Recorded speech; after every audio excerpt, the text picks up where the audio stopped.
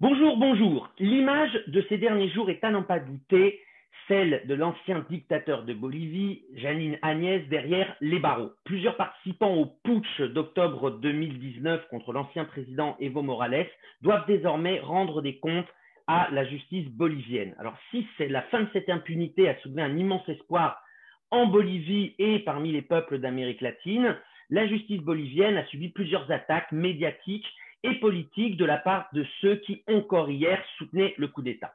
De quoi parle-t-on? Que se passe-t-il en Bolivie?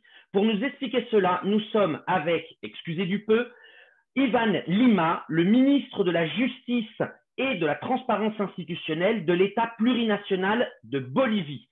C'est une interview exclusive pour le site Les Deux Rives. Monsieur le ministre, bonjour, merci d'être avec nous et bienvenue sur notre rive. Buenas tardes, gracias por invitarme. Estamos a sus órdenes para responder las consultas necesarias. Pouvez-vous nous expliquer le processus judiciaire qui a conduit la justice bolivienne à émettre des mandats d'arrêt et, dans certains cas, à arrêter plusieurs personnalités impliquées dans le coup d'État ou dans des violations des droits de l'homme? Hay tres tipos de procesos en el país en este momento con relación a la ex senadora Áñez.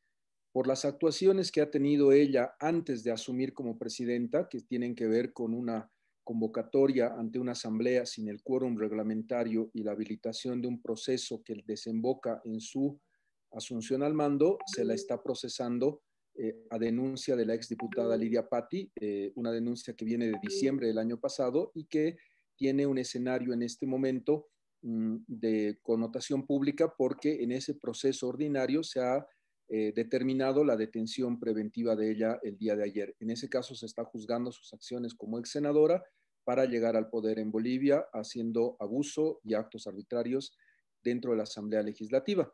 Un segundo grupo de casos son los iniciados esta mañana, el día lunes 15, en la ciudad de Sucre, por el Ministerio de Justicia. En este caso, mi persona ha presentado 2 proposiciones acusatorias para que ella sea juzgada en el marco de un juicio de responsabilidades por el Tribunal Supremo de Justicia y con la autorización de 2/3 de la Asamblea Legislativa. Esos 4 juicios se van a dar en relación a hechos de grave corrupción de su gobierno, en base a hechos en los cuales se juzga vulneraciones a los derechos humanos de los bolivianos. Esos 4 juicios, denuncio rápidamente, le han causado un daño económico, en el primero de ellos por un crédito contraído del Fondo Monetario Internacional de $30 millones al pueblo boliviano, que es una sociedad que requiere esos recursos para justamente combatir la pandemia. Ha ampliado una concesión pública del servicio de registro comercial por 15 años sin ninguna autorización de ningún nivel y sin ninguna justificación, sin ninguna licitación, sin ningún proceso, porque ella quiso durante 15 años. Son 2 casos de corrupción flagrantes y evidentes que se están tramitando ya. Y los 2 casos que tienen que ver con violación de derechos humanos se refieren a la grave persecución que hubo en el país ante todos los críticos al manejo que ella tuvo de la pandemia. Hay ciudadanos que han sido detenidos, han estado en la cárcel por opinar, por dar un criterio sobre el manejo de la conducción de la crisis del COVID en el país, y esto no era admisible. Lo han hecho mediante un decreto supremo y por lo tanto ella y su gabinete son responsables de esa decisión de perseguir penalmente la libertad de expresión en el país. Y finalmente, algo muy cruel. En Bolivia tenemos una frontera con Chile que está en medio del altiplano y la cordillera. Ella retuvo a decenas de bolivianos, no los dejó entrar al país cuando volvían de Chile, no les permitió ingresar a niños, a mujeres embarazadas, a sectores vulnerables y no les dio condiciones de vida todo el tiempo en el que ella decidía una cuarentena que no seguía ningún criterio médico, que no tuvo ningún nivel de control y de manera consistente con su lógica discriminatoria a estos bolivianos que eran bolivianos indígenas de una clase trabajadora, les dio ese tratamiento. Otros bolivianos podían llegar en avión y podían estar en un hotel de 5 estrellas. Ese trato discriminatorio que le dio al manejo de la pandemia también está siendo objeto de juicio de responsabilidades. Y el tercer grupo de casos, disculpe que me haya extendido en la respuesta, tiene que ver con las masacres sangrientas de Sacaba, Sencata, El Pedregal, Montero, Potosí. Esto está actualmente siendo investigado por el Grupo Internacional de Expertos Independientes de la CIDH, de la Comisión Interamericana de Derechos Humanos. Estamos esperando el informe el 30 de mayo y posteriormente a eso formularemos la acusación penal con respecto a esos hechos. Lo que ha ocurrido ayer tiene que ver con el primer caso, que tiene que ver con las acciones de ella como ex senadora del país y no así con lo que ella hizo como expresidenta de facto de un gobierno que ha llegado al poder mediante un golpe de Estado. Et quelles sont les garanties judiciaires et des droits de l'homme dont disposent les accusés, dont dispose Jeanine Áñez et les autres accusés? Desde el momento en el que se ha tomado conocimiento de este caso por parte del gobierno, hemos actuado en seguimiento a decisiones del Ministerio Público y el Poder Judicial. Hay un juez de control de garantías y le hemos ofrecido a ella en todo momento todas las seguridades del caso. No solamente las atenciones médicas necesarias, que se las tomó desde el primer momento, sino el ofrecimiento de darle abogados de la defensa pública. Ella ha renunciado a ese patrocinio, tiene abogados particulares, abogados privados, y a lo largo de todo el proceso nos hemos asegurado que sus abogados tengan acceso al expediente, puedan presentar pruebas y sea una audiencia pública, una audiencia oral, contradictoria, que ha tenido la participación del representante del Alto Comisionado de Naciones Unidas, del representante Michelle Bachelet, ha estado también la gente de la Defensoría del Pueblo, y hemos invitado de manera permanente a que cualquier organismo internacional pueda hacer seguimiento de este caso. La audiencia ha sido transmitida por redes sociales, está transmitida en el Facebook por varios medios de comunicación y no ha tenido ninguna característica que no sea de estricto respeto al debido proceso. Ella está con una detención preventiva de 4 meses, ella puede pedir la revocación de esta medida, se considera que ha sido injusta y sus abogados la han apelado. La apelación se está tramitando en este momento y esperemos que otro tribunal revise la decisión de la juez Santa Cruz, que era la juez de garantías, y ella va a tener también la vía constitucional abierta para plantear cualquier amparo. Todas las medidas de un abogado, de un debido proceso, de acciones efectivas para que pueda reclamar, se están dando. Y toda la apertura del gobierno boliviano a los observadores internacionales se está dando de la manera más amplia y restricta posible. Hemos invitado junto al canciller a que la CIDH pueda hacer una visita in loco al país. El gobierno de Bolivia siente y sabe que ha hecho las cosas en el marco del debido proceso y por eso invita al escrutinio de la comunidad internacional y lo que vamos a insistir siempre, que no se dejen llevar por las mentiras de Luis de Almagro. El secretario general de la OEA, Almagro, es el que nos ha llevado a la situación en la que estamos y ahora ha hecho una serie de pronunciamientos que muestran el talante de un cómplice, de un encubridor, del que ha traído muerte y dolor a Bolivia. Sigue interfiriendo en mi país y no lo vamos a permitir. Esta vez la acción que haga la OEA y Almagro no va a ser tolerada por el gobierno de Bolivia. Es un acto de injerencia de Almagro a nuestro país. Précisément, la justice bolivienne a subi ces derniers jours des attaques médiatiques et politiques visant à réhabiliter Jeanine Áñez et les autres accusés. L'Union européenne se dit préoccupée. Comment analysez-vous ces pressions médiatiques et politiques contre la souveraineté de la Bolivie? Ha habido una interferencia grave sobre el órgano judicial de parte de los poderes políticos hasta la fecha. El vicepresidente Choquehuanca ha sido muy claro en su discurso de inicio de mandato. Vamos a preservar la independencia de los jueces. Y esto, que no es lo normal en el país, no es lo normal en mi país, es algo que está a mi cargo. Nosotros tenemos que garantizarle a los jueces del país la independencia, que ellos puedan actuar con libertad de criterio, pero no era la normalidad en el país. La normalidad en el país era que el ministro de Justicia determine las sentencias, que a través del Twitter condene a los ciudadanos. Eso no va a pasar más.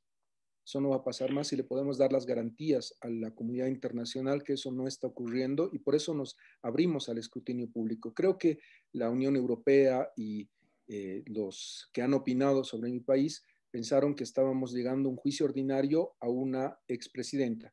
No es así. Estamos llevando a un juicio ordinario a una ex senadora y estamos llevando en la vía ordinaria todo lo que ella hizo hasta antes de asumir el mando.